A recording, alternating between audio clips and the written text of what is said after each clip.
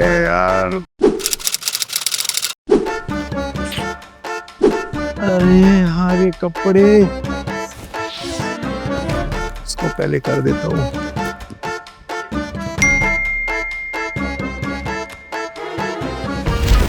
Ayesha like your story. क्या बात है यार। शिट शिट, 9:30 ब्रांड कॉल था। शिट मिस क्यों होना चाहिए यार। अरे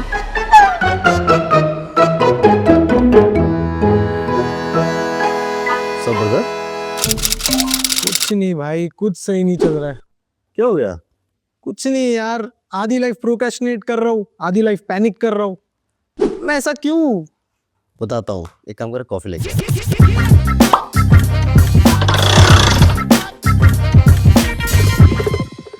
आ। ले लो भाई। तो सुमित, एस्ट्रोलॉजी के बारे में क्या जानते हो? एस्ट्रोलॉजी सच बताओ तो कुछ नहीं। बिग डेटा सुना है? नहीं, बिग बाजार सुना है। इसको ऐसे समझेंगे ना कि हमारी लाइकिंग डिसलाइकिंग के जो पैटर्न होते हैं ना, सालों से उसे नोटिस किया जाता है through the help of technology and AI. और उसके बेसिस पर ये टेक यानी टेक्नोलॉजी समझ जाती है कि यार इसकी जब सैलरी आएगी ना, तभी बहुत दबा के खरीदता है, संडे को बहुत खरीदता है। तो जो चीज़ें हम परचेज करना चाहते हैं उसी का ऐड हमें दिखा दिया जाएगा, हमारी पूरा पैटर्न नोटिस करते हुए प्रोफाइल बनाया जाता है। अब इसी को सिमिलर मोटा मोटा समझो कि एस्ट्रोलॉजी भी ऐसे ही काम करता है। ये सब तो इंसानों ने किया है, लेकिन हमारे ऋषि मुनि ज़्यादा स्मार्ट थे, एआई से भी ज़्यादा स्मार्ट थे। तो उन्होंने क्या किया कि ये सोलर सिस्टम में जो सन मून मार्स ये जब घूम रहे हैं ना, इनकी प्लेसमेंट से इंसान की ज़िंदगी में क्या फ़र्क पड़ रहा है, कब उसका मूड ऑफ हो रहा है, कब वो बड़ा खुश हो रहा है, कब उसका मन कर रहा है कि थोड़ा रोमांटिक हो जाता हूँ, कब उसका मन करता है नहीं अभी आइसोलेशन में अकेले रहना है मुझे। ये जो मूड है ना डे टू डे, इसको भी एस्ट्रोलॉजी बता सकती है। तो अभी जैसे ना कि प्रोक्रेस्टिनेशन हो रहा है, पैनिक हो रहा हूँ या एंजाइटी हो रही है, ये भी बताया जा सकता है बचने का उपाय क्या है। तो astrology is more about accepting yourself. क्या मुझे ना मेरे अंदर का सॉफ्टवेयर यही डाल के भेजा ऊपर से। जब हम एस्ट्रोलॉजी सीखते हैं, अपनी कुंडली को समझ जाते हैं ना, तो अपने सॉफ्टवेयर को समझ जाते हैं और हार्डवेयर से एक्ट करते हैं। चलो आप कुंडली देखते हैं। वैसे कुंडली सुना है कभी? सुना है तो मालूम नहीं है मुझे इतना। तो कुंडली जो है ना, ये 12-9-12 का खेल है। और 12-9-12 आपके लिए 12 हाउसेस, 12 राशियां और 9 हमारे प्लैनेट्स। 12 हाउसेस को ऐसे समझना है कि हमारी लाइफ के 12 अलग अलग डिपार्टमेंट्स हैं। किसी में इमोशन है, किसी में मैरिज है, किसी में एजुकेशन है, किसी में हम प्रोक्रेस्टिनेट करेंगे या नहीं करेंगे ये भी पता चल जाता है। इवन आपकी जो रिलेशनशिप्स होते हैं ना, मम्मी पापा, ये भी हमारे इन्हीं 12 हाउसेस में कहीं ना कहीं आ जाता है। और फिर जो 12 राशियाँ हैं हमारी, वो हैं एड्रेस, कि हर हाउस का पता चल जाए कि इस हाउस का एड्रेस क्या है, ताकि रेफरेंस करने में ज़्यादा इजी हो जाएगा। और हर एड्रेस का एक लॉर्ड होता है, मालिक होता है, वो थोड़ी देर में आपको समझाता हूँ। और ये सारा 12-9-12 का खेल आओ सुमित तुम्हारी कुंडली से समझते हैं। चलो फिर कुंडली देखते हैं। लेकिन एक सेकेंड, कुंडली देखने से पहले ये बताओ कि आज का प्लानिंग क्या था, क्या करने वाले थे आज? भाई आज का प्लानिंग ऐसा था कि सोचा था सुबह 5 बजे उठूंगा, तो बहुत दिन बाद सुबह देख रहा था। 5 बजे उठने के बाद मैं सोचा मैं मेरे बाइक सर्विसिंग को डाल दूं, उसके बाद अच्छा नाश्ता खाऊं, उसके बाद मैं मस्त रेडी होके निकल जाऊं। ओके। लेकिन हुआ ऐसे कि 8 बजे निकलना था और 8 सवा 8 बजे मैं उठा हूं। मतलब इनमें से एक भी काम नहीं हुआ मेरा। Typical Gen Z problem. सो इसको डिस्ट्रैक्शन नहीं बोलेंगे, इसको अच्छा बताओ डिस्ट्रैक्शन का अपोजिट क्या होता है? Discipline, attentive. बिल्कुल सही। और कोई भी इंसान ज़्यादा डिसिप्लिन या ज़्यादा फोकस तब होता है जब वो रूटीन फॉलो करता है। एक अंग्रेजी में बड़ी अच्छी कहावत है कि don't crave for perfection in your task, just arrive every day and do your job. और ऐसे ही लेजेंड बनते हैं। जब बात डेली रूटीन की आ जाती है ना, तो आपके हॉरोस्कोप में 6th हाउस बहुत इंपॉर्टेंट हो जाता है। और इसको खोलते हैं, यहाँ पे 6th हाउस दिख रहा है कहीं? 6000 ये वाला। यही सबसे बड़ी गलती जो इंसान करता है, अपनी कुंडली जब पहली बार देखता है, जहाँ नंबर 6 दिखेगा उसे वो कहने लगेगा ये 6th हाउस है। हाउस आपका घर होगा ना, एक फिक्स है, दादर में अपना घर फिक्स है। उसका कल मन करे आपके घर का ही चल जूहू भी चल देखने चलते, तो उठ के आएगा नहीं ना। जस्ट लाइक दैट, यहाँ पे जो हाउस होते हैं हॉरोस्कोप में वो फिक्स होते हैं। तो ये फर्स्ट हाउस है, ये फिक्स है। ओके। और ये उसका एड्रेस है, वो 5 नंबर। ऐसे ही ये सेकेंड हाउस है और ये उसका एड्रेस है। अब काउंट करो जरा, 6th हाउस कहाँ आएगा? ये फर्स्ट है, ये सेकंड है। अच्छा ये ऐसे जाएगा। Yes, third, fourth, fifth, sixth. Correct. इसका एड्रेस क्या है? N। वेरी गुड, समझ गए भाई। तो सिक्स्थ हाउस में हमें डेली रूटीन देखते हैं, पर सिक्स्थ हाउस है बड़ा डेंजरस। हाँ। क्योंकि सिर्फ डेली रूटीन नहीं है यहाँ पे मेरा तो भयानक रहेगा एकदम। यहाँ पे बीमारियां भी हैं, अच्छा। कर्ज भी है, दुश्मन जितने हैं ना शत्रु वो भी है। अभी देखो इस घर में कौन खलबली मचा रहा है, प्लेनेट कौन सा है? देखो ये मेरे को नहीं समझ रहा ये। क्या लिखा है? KE। के। तो ये हम आजकल ना लंबी बातें नहीं करते, शॉर्ट फॉर्म में बोल देते हैं, व्हाट्स अप ब्रो, ठीक है, ब्रदर नहीं बोलना, हे सिस। ऐसे ही इस केतु को हम केतु नहीं बोल के के बोलते हैं, तो ये के है। अरे इस तरह से। तो तुम्हारे सिक्स्थ हाउस में एड्रेस है उसका 10 नंबर। 10 नंबर का फुल फॉर्म होता है कैप्रिकॉन या हिंदी में मकर। ओके। और यहाँ पे बैठा है KE यानी कि केतु। तो ये जो केतु होता है ना, केतु का एक एटीट्यूड है यार, कि केतु को हर चीज में ना मजा नहीं आता, he is not into it. Salman Khan है मतलब। इसको इट इज लाइक कि अभी उसका मन करेगा कि यार चलना आज ना बीच पे चलते हैं, हवा खाएंगे। फिर जब बीच पे जाएगा कहेगा नहीं यार मजा नहीं आ रहा, चल कॉफी पीते हैं, ठीक है। फिर कॉफी पिएगा यार, आज लगता है चाय पीनी चाहिए। ये तो मैं ही हूँ फिर। हाँ। So Ketu is a detached person, वो कुछ भी करता है उससे डिटैच हो जाता है, फिर उसको वाइब नहीं आती उसमें, उसको वो बार बार ये ढूंढता है मेरी वाइब मैच होनी चाहिए, वाइब मैच होनी चाहिए। किसी हाउस में होती है उसकी वाइब मैच, पर ज्यादातर मैच नहीं होती। सिक्स्थ हाउस में तो बिल्कुल ही मैच नहीं होती। अभी वहाँ सिक्स्थ हाउस में किसका मैंने बोला था, ये रूटीन का हाउस है। ओके। और इसको कंट्रोल करने वाला केतु, उसकी वाइब नहीं मैच हो रही है यहाँ पे। सो क्या होगा कि तुम्हारे कुछ भी काम करोगे ना, तो पहले तो ऐसे जोश में गैस तो फोड़ देंगे भाई, लेकिन उसके आगे नहीं यार मजा नहीं आ रहा, छोड़ यार, कैसे इसको ना कल कर लेते हैं, टाल देते हैं। सो अभी केतु की फिलॉसफी समझ आई? हाँ यार। आपके लिए केतु एक ऐसा प्लेनेट होता है जो कि स्पिरिचुअलिटी का प्लेनेट है, और आप कभी इसकी फोटो देखोगे ना तो इसके पास आंखें नहीं होती। सो ये देख नहीं पाता कि होने क्या वाला है। इस वजह से केतु को एक इंट्यूटिव प्लेनेट भी बोला गया। लेकिन इसके साथ साथ केतु इस दुनिया की बातें नहीं करता है, इस दुनिया से परे की बातें करता है। और इससे आपको समझना है कि ये डिटैचमेंट का प्लेनेट है। जहाँ पर भी बैठेगा ना, जिस भी हाउस में, वहाँ से आपको डिटैच करेगा। जैसे लेट्स सपोज आपके ये 7th हाउस में बैठ गया जो कि मैरिज का हाउस है, तो समझ जाओ कहाँ से डिटैच करेगा। सो केतु की बात तो समझी। सो अभी ये 6th हाउस देखा, हाँ। यहाँ पे कौन बैठा है बताओ? केतु बैठा है। लेकिन यहाँ का एड्रेस है 10 नंबर। अभी 10 नंबर का फुल फॉर्म है कैप्रिकॉन या मकर। 10 नंबर का मालिक शनि है और हमेशा रहेगा। अब यहाँ पर किराएदार के रूप में केतु आकर बैठ जाएगा।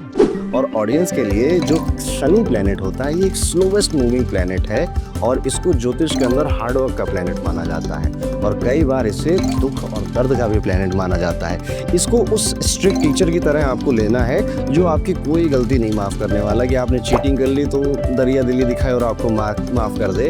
आपने अगर चीटिंग करी है तो आपको सज़ा देता है, और सज़ा कैसे देता है? और ज़्यादा मेहनत करवाता है आपसे।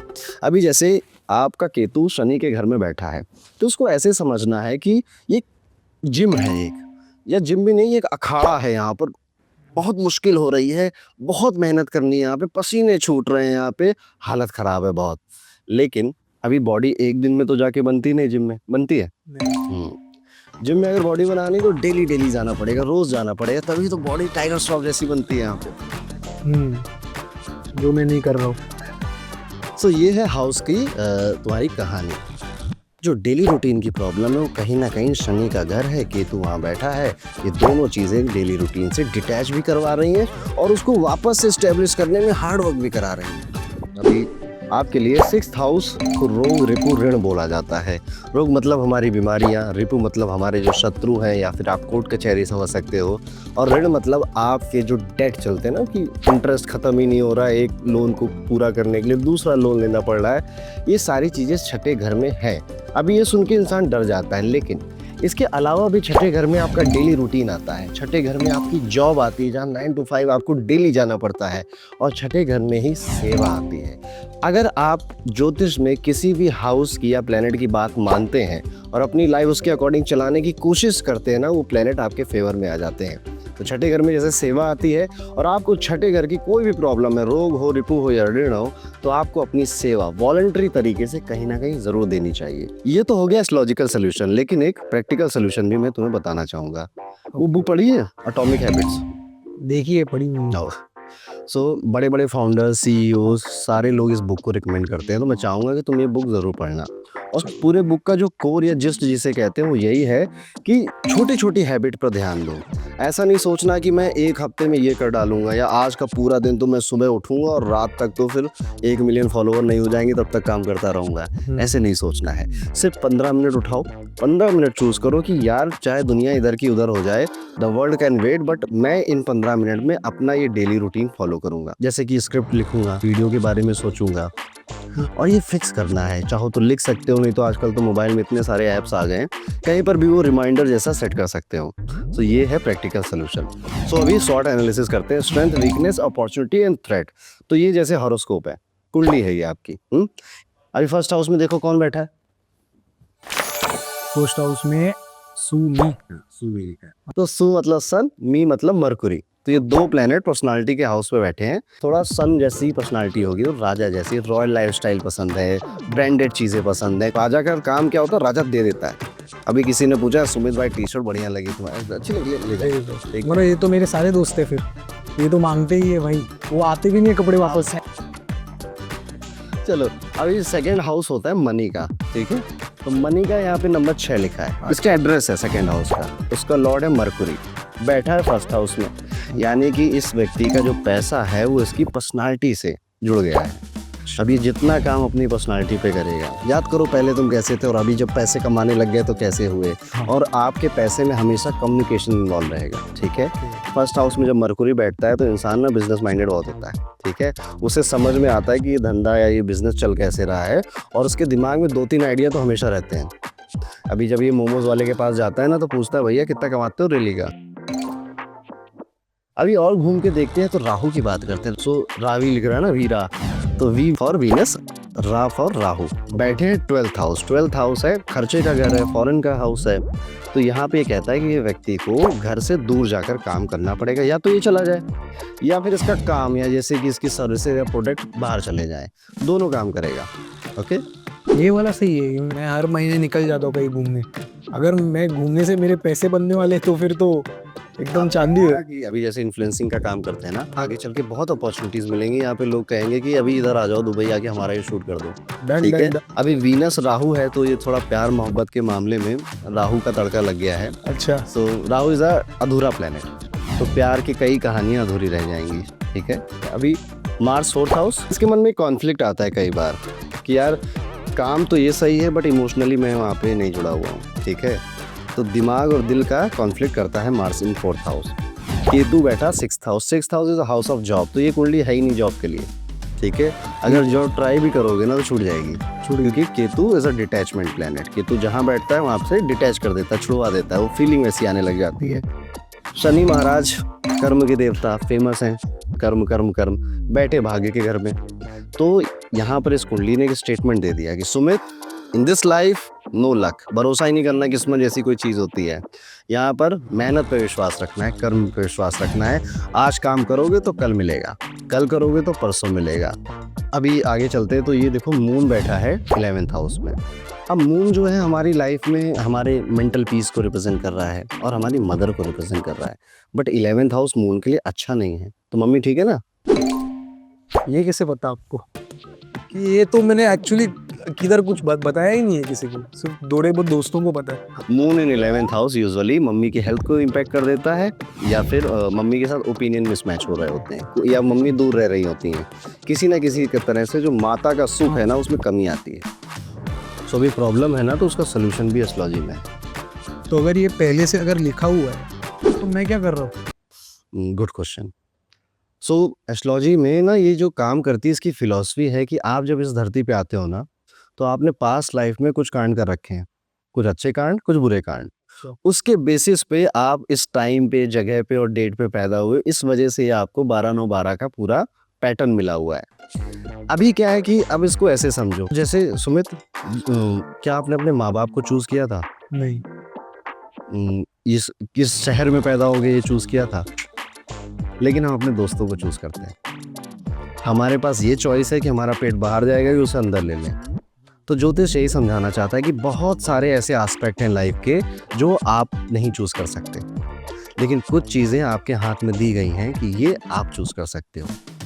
अच्छा तो आपको देखकर एक लिंगो बिंगो मुझे याद आ रहा है कि इन द नाउ, ठीक है। ये राजा का एटीट्यूड है ना कि अभी जो है वो सब यही है, अभी इंजॉय करना है, अभी जो डिसीजंस लेने अभी लेने, टालना नहीं, प्रोक्रेस्टिनेट नहीं करना है। ओके, सो इस तरह से लाइफ को जीना है और स्ले करके चले जाना है। तो सुमित, आपकी कुंडली देखकर इतना तो मुझे रियलाइज़ हो गया कि ये एक अर्जुन की कुंडली है, बस गीता के ज्ञान की ज़रूरत है। अब ज्योतिष से तो मिल गया काफ़ी सारा ज्ञान, मैंने भी बहुत ज्ञान छिड़का आपके ऊपर। ओके, सो अभी आपके लिए मेरा ज्ञान तो हेल्प करेगा ही करेगा, कुछ एक्सटर्नल आपके लिए हेल्प के लिए हमारी तरफ से एक गिफ्ट है। इसमें वो सारी चीज़ें हैं जो कि आपको स्पिरिचुअली आगे बढ़ने में या करियर वाइज आगे बढ़ने में या एज अ ह्यूमन आगे बढ़ने में आपकी हेल्प करेंगी। भाई आप मुझे गिफ्ट दे रहे हो, मुझे आपको देना चाहिए, but thank you so much for guiding me and love this यार, थैंक यू सो मच। और इसी के साथ हमारा ये एपिसोड यहाँ खत्म होगा। मैं हूँ एस्ट्रो अरुण पंडित। अगले एपिसोड में फिर आपसे मिलूंगा किसी और हस्ती के साथ और उनको बताएंगे कि वो ऐसे क्यों है।